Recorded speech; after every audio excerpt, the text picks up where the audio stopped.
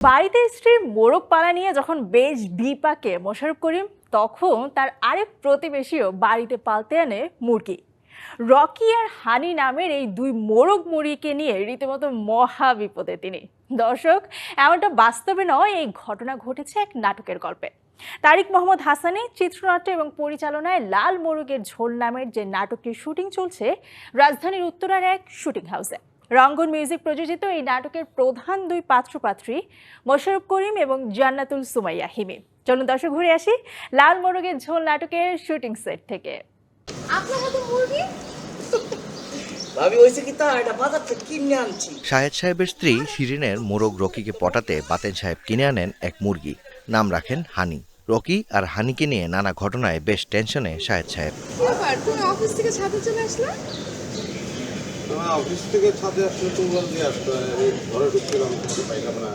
এমনই এক ঘটনা নিয়ে রাজধানীর উত্তরায় চলছে নাটকের শুটিং। তারিক মোহাম্মদ হাসানের চিত্রনাট্য ও পরিচালনায় লাল মোরগের ঝোল নামের যে নাটকের প্রধান দুই পাত্রপাত্রী মোশাররফ করিম ও হিমি। রকিকে নিয়েই দ্বন্দ্ব।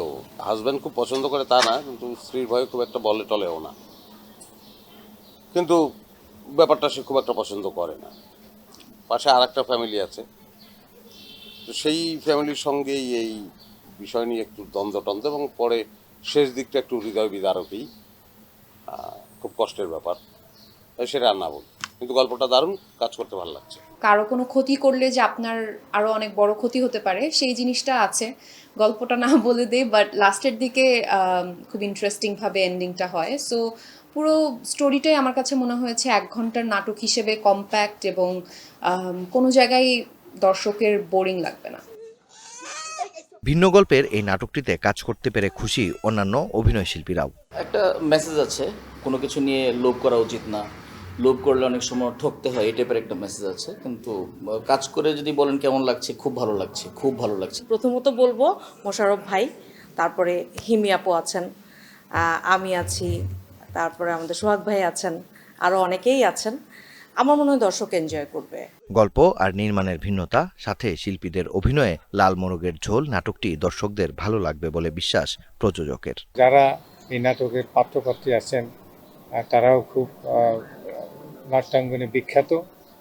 আশা করি যে সবার সমবেত প্রচেষ্টায় দর্শকরা একটি ভালো এবং উন্নত মানের বিনোদনমূলক একটি নাটক পাবে এবং তাদের ভালো লাগবে। নাটকটি দেখে দর্শকরা যেমন পাবে নির্মল বিনোদন, তেমনি পাবে প্রাণীপ্রেম নিয়ে এক সামাজিক বার্তা, এমনটাই জানালেন এর নির্মাতা। আমরা যে একটা মেসেজ দেওয়ার জন্যই কোনো গল্প করবো এরকম না, আমরা আসলে চেষ্টা করি যে মানুষ যেন বিনোদন পায়, মানুষের যেন গল্পটা দেখে ভালো লাগে, পাশাপাশি ভালো লাগার জায়গা থেকে সে যেন কোনোভাবেই ভুল কোনো মেসেজ তার কাছে না যায়, তার কাছে যেন পজিটিভ কোনো মেসেজ যায়।